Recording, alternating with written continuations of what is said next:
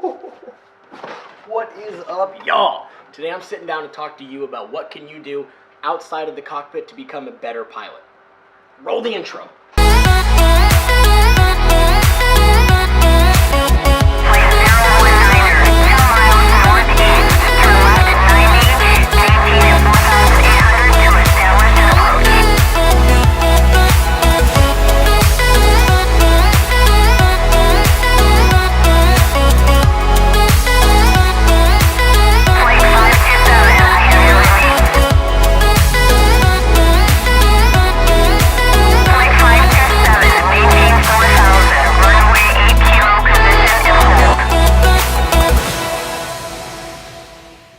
Okay, welcome back. First and foremost, everybody knows aircraft hours are hard to get by. They're expensive, you gotta plan for them, and you can't always do them when they're gonna be most beneficial to your training. So what can you do other than flying to make you a better pilot? Personally, I got a couple things that I do or have done that have they've paid dividends in my flight career, okay? So first and foremost, get you a simulator program, okay? Not everybody has access to a multi-million-dollar complex where they can go whenever they want and they can practice everything they need to practice with all the buttons and all the bells and whistles that are actually going to be there in the aircraft, right? So what are some alternatives? I personally have used and still continue to use Flight Simulator X. I know, trust me, I know. But don't treat it as a video game, okay? The more you get into it, the more you're going to get out of it. So if you're going to go and you're going to practice traffic patterns or you're going to practice cross countries, treat it that way. Actually write a fake VFR flight plan. Actually get a weather brief. Actually do everything you would do for that flight just on the video game, okay? And I know that sounds ridiculous, and it is ridiculous, but it's getting you into the muscle memory. It's getting you used to the process of actually going to fly, okay? So you get your thing up, and let's say you're practicing traffic patterns. What are the hardest things for new student pilots, or even sometimes experienced pilots? It's making radio calls, right? So even though you're playing a video game, you can still say the radio calls where and how you need to say them, right?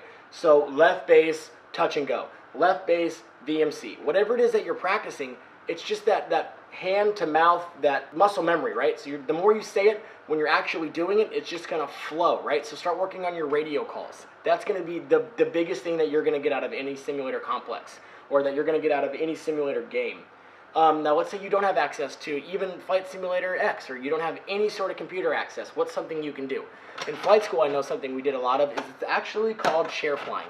And yes, it is, yep, it's as ridiculous as you think it is. So you're gonna sit in a chair, you're gonna close your eyes, and you're gonna hold your cyclic, or you're gonna hold your yoke, and you're gonna pretend to actually fly your mission, or you're gonna pretend to fly whatever the goal of that flight is gonna be, okay? So what you're doing is you're practicing something that we call the next event and the 4 T's. Okay, so the next event, what am I doing? Am I taking off?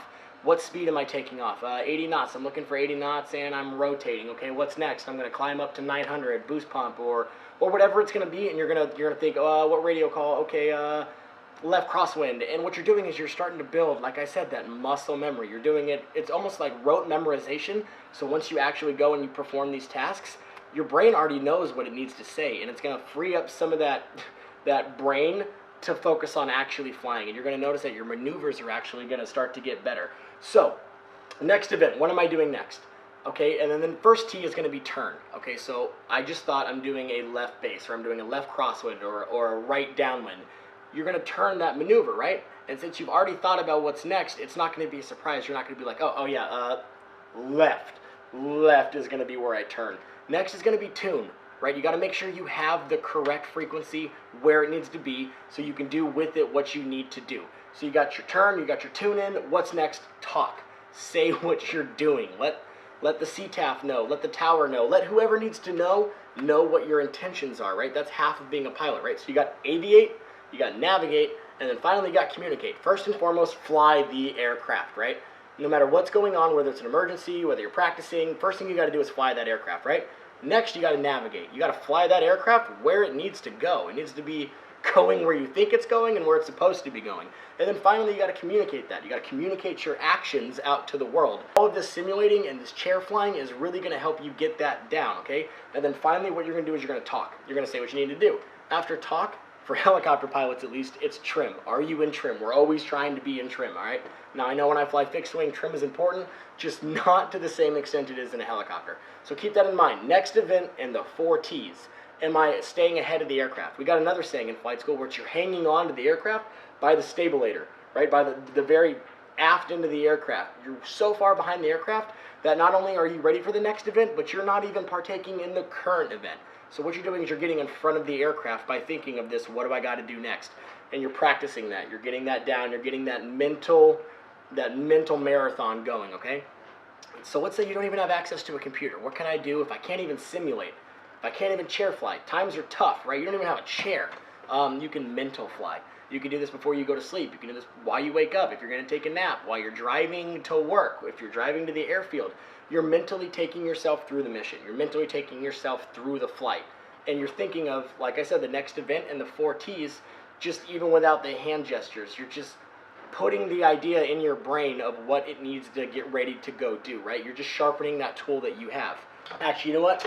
Got a better idea. Rather than just sitting here and me trying to explain this in front of a computer, let's head over to my buddy's house. He's got this insane home computer set up for simulation, and we can really get a better idea of how this can help us become better pilots. But first, coffee. Get down.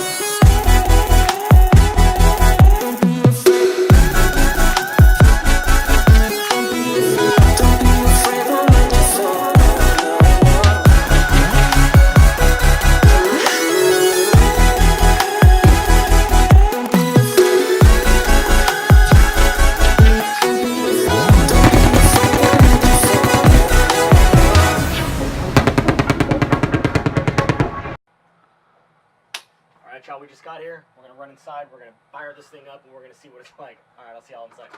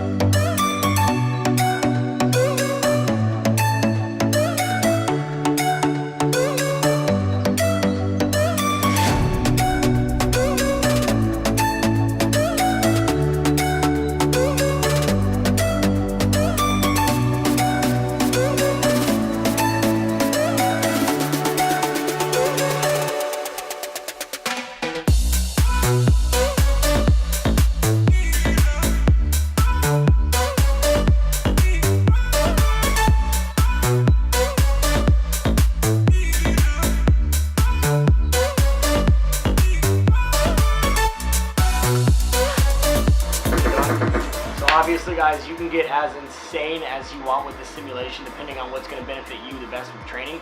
This is a little bit overboard, I would say. No, it's not. It's gone ahead and helped Fred all the way through Apache Flight School. So like I said, just beat to death the simulation. Flight Simulator X is more than sufficient. Just don't tell this cat that. You can also do that chair flying we talked about, or you can just do mental flights. This was just to go ahead and get you an idea of how extreme you can get if it is you wanted to go ahead and practice with the simulation. Anyways, I hope that helped. I'm going to watch him do things for the next couple minutes. Y'all have an awesome